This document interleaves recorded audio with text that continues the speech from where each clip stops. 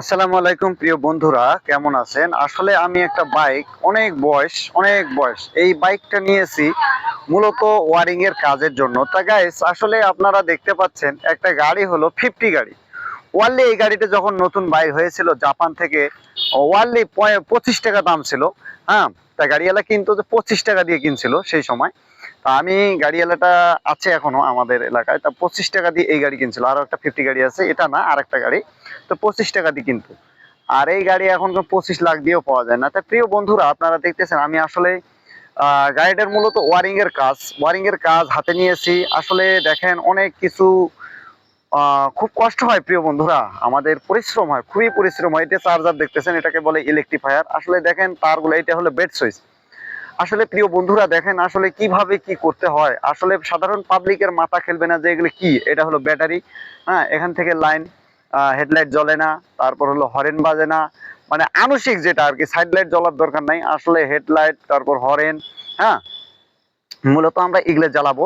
তা গাইস, আপনারা জানেন যে সবকিছুতেই কষ্ট আছে, কাজ কোনোটাই ছোট নয়। সবে কিন্তু ভালো চোখে দেখতে হয়, কেউ কখনো ছোট মনে করবেন না প্রিয় বন্ধুরা।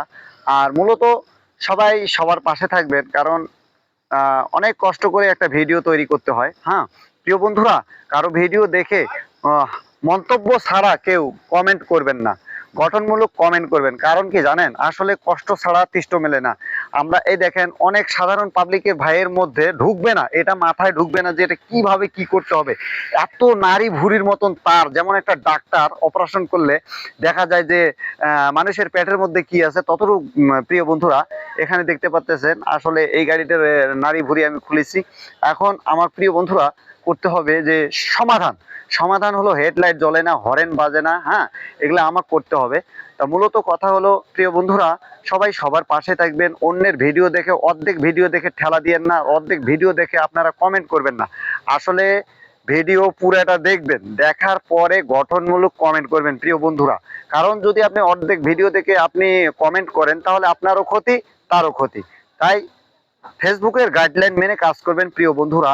আমি বলতে চাচ্ছি যে কেউ কোনো সময় হিংসে করবেন না, সবাই সবার পাশে থাকবো, সবাই সবার কাঁধে কাঁধ মিলিয়ে আমরা সামনের দিকে এগিয়ে যাব। কারণ একটা ভিডিও করতে যে কত কষ্ট, শুধু কন্টেন্ট ক্রিয়েটরে জানে যে একটা ভিডিও করতে কত কষ্ট হয়, সবাই বুঝবে না। হ্যাঁ, সাধারণ মানুষ বুঝবে না যে কি অবস্থা। তা আসলে প্রিয় বন্ধুরা, এরকম একটা সিচুয়েশন দেখা যাচ্ছে যে আমরা ভিডিও করতে গেলে কত পরিশ্রম হয়, কত কথা বলতে হয়। হ্যাঁ, তা প্রিয় বন্ধুরা,